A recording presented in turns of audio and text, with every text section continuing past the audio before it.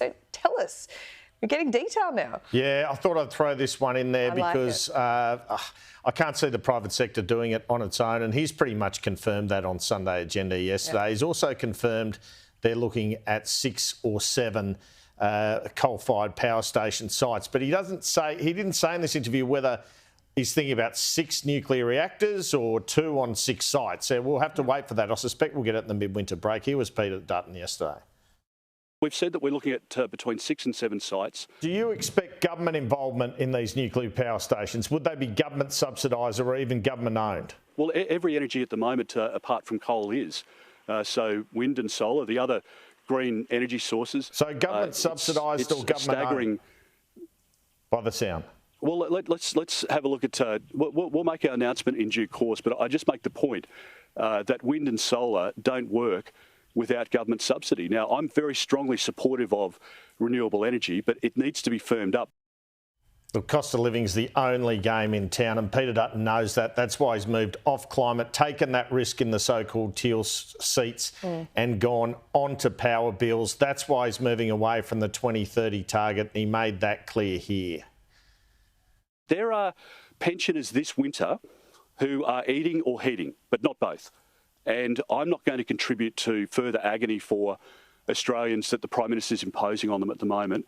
And that'll be a big difference between the two parties as we go into the next election. I think it would be responsible to take advice from Treasury and Finance and the central agencies about the economic conditions. We have a look at all of that information, and if there are settings that we need to change, then we would change them if it means helping families with the cost of living crisis that Labor has created. And now, I know in our budget coverage I spoke about the prospect of an early election. My understanding is clear it won't be in September. I'm starting to now doubt it'll be in November or December. And part of that's because these polls are pretty poor for the government. You're not going to go there if you're going to only win 69 or 70 seats.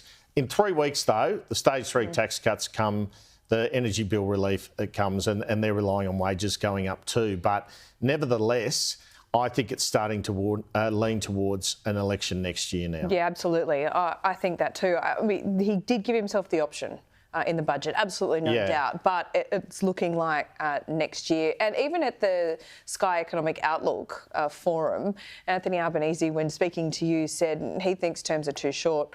They've lost on the 4-year term, so he's not going to go down that path. So, look, they always go when they win, when they think they have the best chance of winning, don't they? But look, I think it's really interesting where this nuclear debate goes. I think it's a big gamble for Peter Dutton. He needs to have more of his frontbench ministers out there prosecuting the argument on cost of living.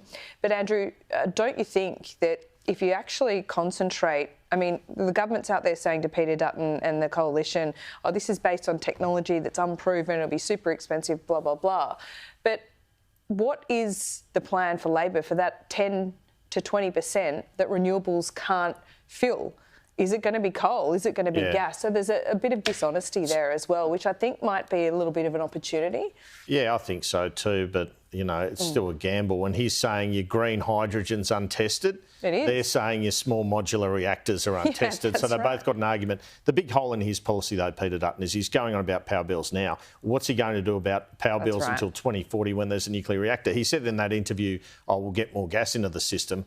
But, you know... Well, gas is the short-term answer, isn't it? There's no doubt. Whether the government admits it or not, you've got to look at those two targets. Yeah, they'll get to 42% of emissions reduction on 2005 levels by 2030, but look at the massive gap in renewables. It's about half of the 82% it would be as well. So, look, we'll wait and see. And that's, but I think you're right. The next election is going to be all about cost of living. Peter Dutton is tapping into that. Economist Warren Hogan has an interesting take on employment. It dipped to 4% last week. So what does he actually think about it? Well, we every month get up and talk about unemployment and continue to wait, you and I think, for it to go up, and he's saying it just ain't. So he's saying in developed countries, the ageing population means that we've gone from all these years that I've been a political reporter, I've always spoken about unemployment as a key issue in electoral success. He's saying the labour shortage going forward is the issue. The baby boomers are growing up. They're in the aged care system. You need aged care workers. You need, to fill these gaps, but you don't have, unless you have migration, enough people, and then you don't have enough housing. That's the vortex, if you like, we're in. No longer in this situation where we fear 6, 7, 8% unemployment. And this is a problem, of course, for inflation. Here's Warren Hogan. The demographic cycle has shifted. With the retirement of the baby boomers, what we're seeing is the dependency ratio going up. That is, the proportion of people in the economy who are not working rise. They all still consume, but that leaves only the working age or those in jobs to produce. For the last 50 years, economics has been all about unemployment. That has been the primary concern of policymakers and academic economists. That world's gone. The world now is about labour shortages, and I'm worried about the consequences of the so-called solving for the wrong problem. Yeah, he's good, isn't he? Let's talk about the main game in Canberra today. That is a visit from the Chinese Premier. But what does a successful visit look like here today? No one's really wanting to put parameters around it, are they, Andrew? I guess the government sees a successful visit as his coming at all, but we're treading on eggshells the whole time, given some of the defence issues, etc., cyber issues. So it's a difficult one. They've really put Peter Dutton front and centre, though, haven't they? I mean, they've got him out there meeting Premier Li. They've got a meeting with him and Premier Li. I know it's convention, but from the government's point of view, they think that he can't attack them for being weak while this is going on. They also see domestic political interest because of the high numbers of Chinese Australians in so many marginal seats, whether it be Reid or Bennelong or Aston or Tangney, that they need to hold on to. And they think this is a weakness for Peter Dutton. But Don Farrell yesterday, I mean, he had to make clear on Sunday Agenda that they weren't kowtowing to the Chinese authorities. And that's the concern in terms of perceptions on the other side of the political fence on this one. We haven't kowtowed at all. We've continued to represent our national interest and our national security.